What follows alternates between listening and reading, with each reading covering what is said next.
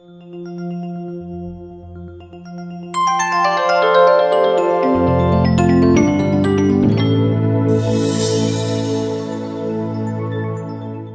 Viewers, కొద్ది నెలల క్రితం తెలంగాణలో ఎన్నికలు జరిగాయి. అవి అసెంబ్లీ ఎన్నికలు.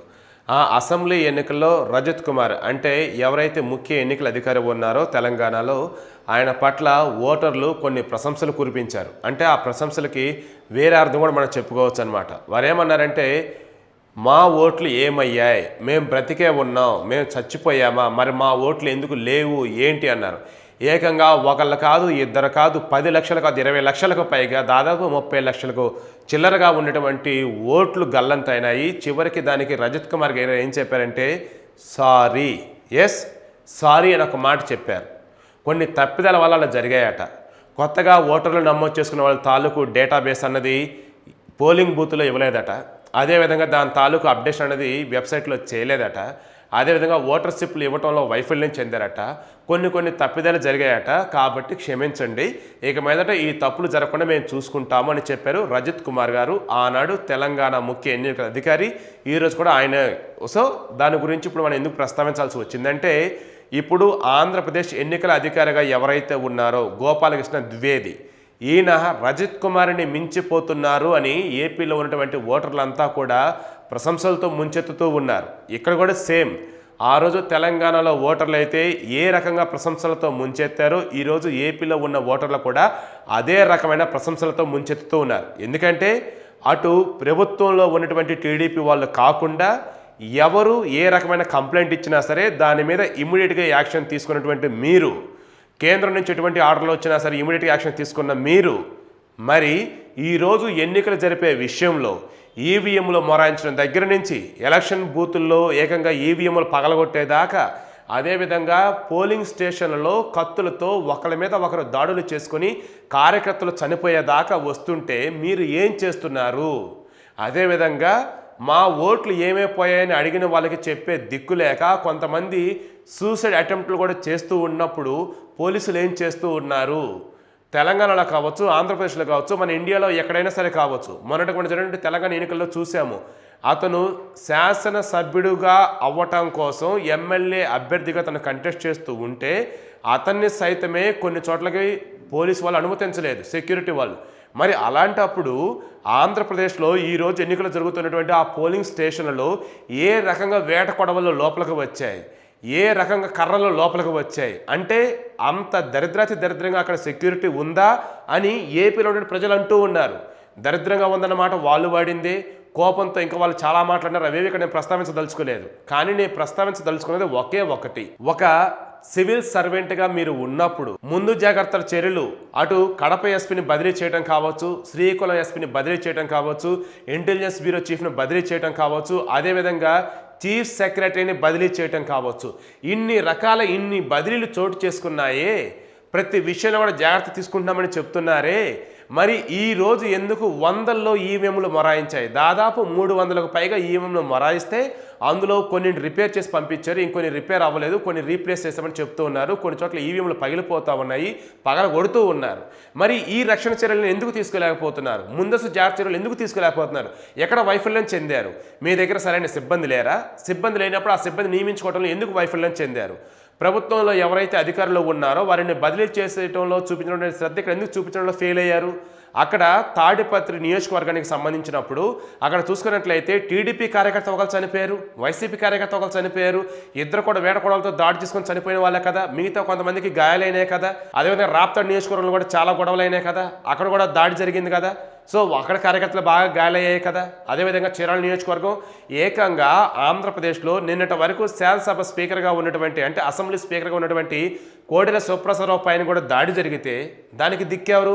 అంటే ఏం చేస్తున్నారు ఇక్కడ ఎన్నికల అధికారులు? ఏం చేస్తున్నారు ఎన్నికల అధికారులు నియమించినటువంటి సిబ్బంది? అంటే రక్షణ సిబ్బంది, పోలీసులు కావచ్చు, లేదు అంటే ఇంకొంతమంది రక్షణ కోసం నియమించినటువంటి సిబ్బంది కావచ్చు. మరి వీళ్ళంతా ఏం చేస్తున్నట్టు ఇక్కడ?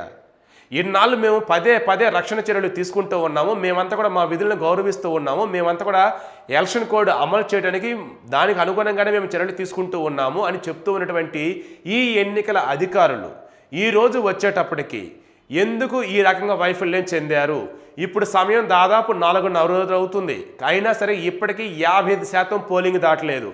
ఎక్కడెక్కడో పక్క దేశాల్లో ఉన్నటువంటి వాళ్ళు, అదేవిధంగా దేశంలో నలుమూలలో ఉన్నటువంటి వాళ్ళు, వైసీపీకి అభిమానులు కావచ్చు, టీడీపీకి అభిమానులు కావచ్చు, జనసేనకి అభిమానులు కావచ్చు, అంతా కూడా ఓట్లు వేద్దామని వేలల్లో లక్షల్లో వారి స్వగ్రామాలకు తరలి వచ్చారే. మరి వారందరికీ ఓటు హక్కు వినియోగించుకోవడానికి మీరు ఎటువంటి అవకాశం కల్పించారు? ఎండలు ఆ రకం మండిపోతూ ఉన్నాయి. సరైన రక్షణ చర్యలు లేవు, కొన్ని చోట్ల నీటి వసతులు లేవు, కొన్ని చోట్ల మరుగుదొడ్లు లేవు, కొన్ని చోట ఏవైతే సరైన సౌకర్యాలు కల్పించాలో మినిమం బేసిక్స్ అవి కూడా లేకుండా ఉన్నాయి. అలాంటప్పుడు ఇంకేమిటయ్యా ఈ ఎన్నికల అధికారులు కల్పించిన రక్షణ చర్యలు అంటూ ఉన్నారు. అంటే ఈ రకంగా కనీస సౌకర్యాలు ఏవి కల్పించకుండా నిన్నటి వరకు కూడా మేము మా విధులను గౌరవిస్తూ మాకు పైనుంచి వచ్చిన ఆదేశాల మేర కావచ్చు, ఇక్కడ మాకు వచ్చిన కంప్లైంట్స్ వైజ్ కావచ్చు, మేమన్నీ క్యాల్కులేట్ చేసుకొని మేమన్నీ దర్యాప్తు చేసిన తర్వాత మేము చర్యలు తీసుకుంటామని చెప్తున్న మీరు ఈరోజు ఈవీఎం మిషన్ల దగ్గర నుంచి, రక్షణ సిబ్బంది దగ్గర నుంచి, పోలింగ్ సిబ్బంది దగ్గర నుంచి, బయట ఉండే సెక్యూరిటీ సిబ్బంది వరకు ఎక్కడ ఎటువంటి చర్యలు తీసుకున్నారో తెలపండి అని ఓటర్లంతా కూడా గగ్గోలు పెడుతూ ఉన్నారు.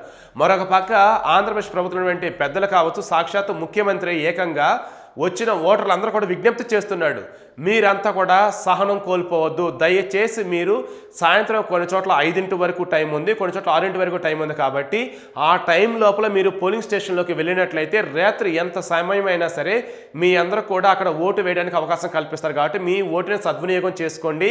ఖచ్చితంగా మీరు ఎటువంటి అభద్రతా భావానికి లోను కావద్దు, అసహనానికి లోను కావద్దు, ఖచ్చితంగా మీరు ఏ పార్టీకైనా ఓటు వేయండి, కానీ మీ ఓటు హక్కును వినియోగించుకోండి అని చెప్పి ఆయా ప్రభుత్వ అధినేతలు, అదేవిధంగా అక్కడ ఉండే ప్రతిపక్ష పార్టీ నేతలు, అదేవిధంగా మిగతా నాయకులు, స్వచ్ఛంద సంస్థ ఎవరైతే మెయింటైన్ చేస్తూ ఉన్నారో వారంతా కూడా ప్రతి ఒక్కరు చెబుతుంది ఏంటిది, ఎన్నికల కమిషన్ వైఫల్యాన్ని వీరెవరూ క్వశ్చన్ చేయకుండా వీరు కేవలం ఈరోజు మాట్లాడుతున్న ఒకే ఒకటి, ముందు ఎన్నికలు సజావుగా జరిగి తీరాలి, ఎక్కడైతే ఈవీఎంలో భద్రతా లోపాలు ఉన్నాయో అక్కడ రీపోలింగ్ నిర్వహించాలి, ఒకవేళ రీపోలింగ్ నిర్వహించాల్సిన అవసరం కనుక మీకు లేదని మీకు అనిపించినట్లయితే ఎంతసేపు అయినా సరే పోలింగ్ కంప్లీట్ అయ్యే వరకు మీరు అవకాశం ఇవ్వండి.